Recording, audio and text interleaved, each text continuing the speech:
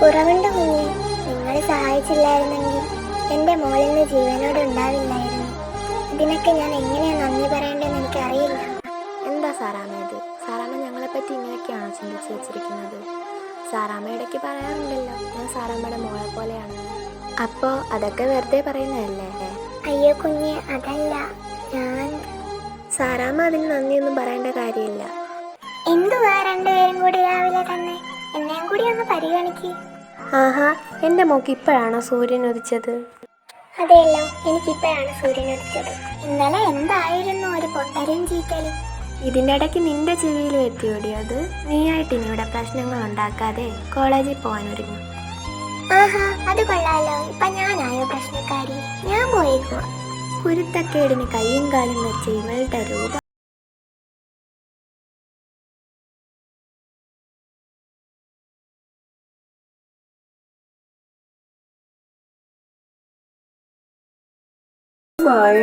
നീ അവിടെ എന്ത് മായാവി കാണിച്ചുകൊണ്ടിരിക്കുക?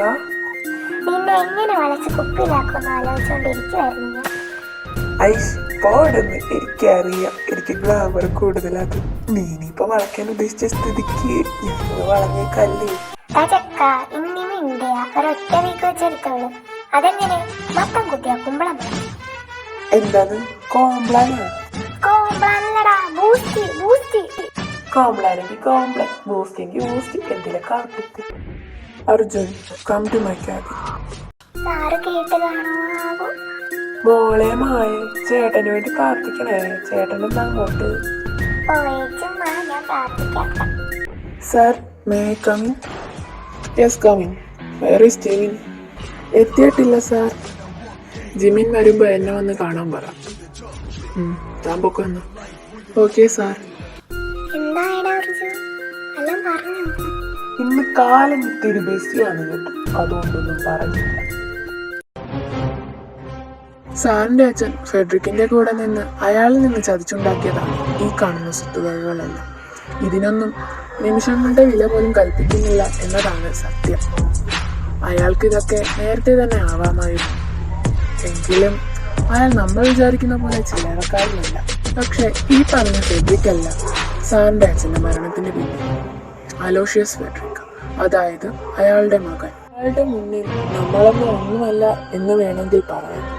താനീ പറഞ്ഞ ഫെഡറിക്കിനെ ചതിച്ചില്ല എന്നൊന്നും പറയുന്നില്ല, ചതിച്ചുണ്ടാക്കിയത് തന്നെ. അയാളിൽ നിന്ന് പൊടിഞ്ഞത് ചില്ലറകളാണെങ്കിൽ എൻ്റെ പപ്പയുടെ കയ്യിൽ നിന്ന് പൊടിഞ്ഞത് കോടികൾ. അയാളോട് എന്തെങ്കിലും രണ്ടുതരം ചെയ്തിട്ടുണ്ടെങ്കിൽ അതിനയാൾ പകരം ചോദിച്ചിട്ടുണ്ട്. ഇതിന്റെ 2 ഇരട്ടിയായിട്ട് അയാൾ തിരിച്ചെടുത്തിട്ടുമുണ്ട് അത്. പിന്നെ ഇതിന്റെ ഇടയ്ക്ക് ഇനി അയാളും പപ്പയും തമ്മിൽ എന്തൊരു സംസാരം നടന്നു എന്ന് എനിക്കറിയില്ല.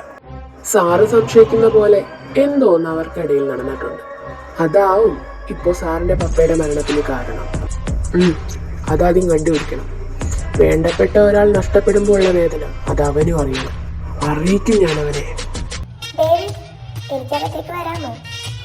താൻ എത്തിയോ? ഇത്ര നേരത്തെ അവനൊന്നും പ്രതീക്ഷിച്ചില്ല. താനൊരു കാര്യം പറഞ്ഞു, ഞാൻ തന്നെ പോലെ ഒന്നും പിന്നോട്ടേക്ക് മാറ്റി വെക്കാറില്ല. കോൺഫിഡൻസ് അതെന്തായാലും വേണം. താൻ പറഞ്ഞത് ശരിയാ. ഞാൻ എടുത്തു ചാടി ഒരു തീരുമാനം എടുക്കാറില്ല.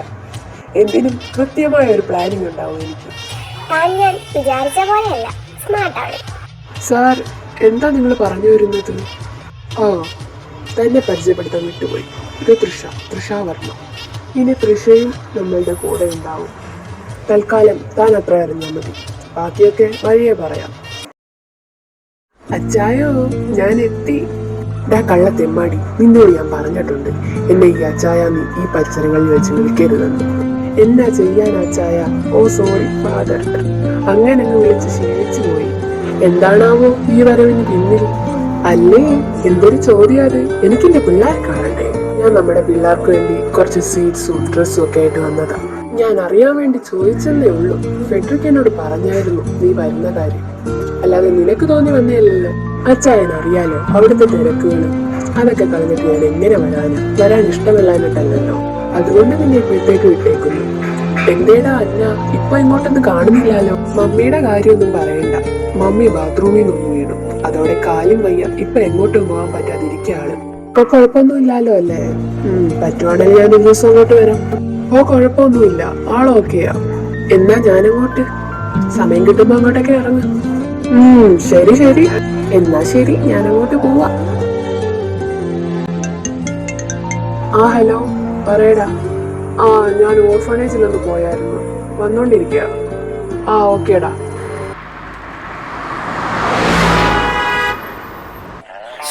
മനുഷ്യന്റെ സമയം എനിക്കെടുത്ത് ഏതവനാണോ എന്തോ. ഇറങ്ങടോ വണ്ടിന്ന്, കൊണ്ടിടിച്ചിട്ട് അങ്ങ് പോവാന്ന് കരുതിയോ? തനിക്കെന്താണോ ചെവി കേട്ടില്ലേ? താൻ പൊട്ടനാണോ? തനിക്കെന്താ അറിയില്ലേ ഫോൺ ചെയ്തോണ്ട് ഡ്രൈവ് ചെയ്തതെന്ന്? അതോ അറിഞ്ഞിട്ടും അറിയാത്ത പോലെ അഭിനയിക്കുന്നതാണോ? തന്നെ പറഞ്ഞിട്ട് എന്താ കാര്യം? തനിക്കൊക്കെ ലൈസൻസ് തന്നവരെയാ പറയേണ്ടത്. ഞാൻ ഇത്രയൊക്കെ സംസാരിച്ചിട്ടും തനിക്കൊന്നും പറയാനില്ലേ? താനത് ഊമയാണ്. അതിന് താൻ എന്നെ എന്തെങ്കിലും സംസാരിക്കാൻ സമ്മതിച്ചാലല്ലേ എനിക്ക് എന്തെങ്കിലും പറയാൻ പറ്റൂ. ഓടിക്കൊണ്ടിരിക്കുന്ന ട്രെയിനിന്റെ തലയിൽ തലവെച്ച അവസ്ഥയായിരിക്കും. എന്റെ കാറിൽ വന്ന് ഇടിച്ചതും പോരാ, എന്നിട്ട് ന്യായം പറയുന്നു. അതിന് തന്റെ കാറിനൊന്നും പറ്റിയില്ലല്ലോ. ഇച്ചിരി പെയിന്റ് പോയിട്ടല്ലേ ഉള്ളൂ. അതിനുള്ള പൈസ ഞാനങ്ങ് തന്നേക്കാം.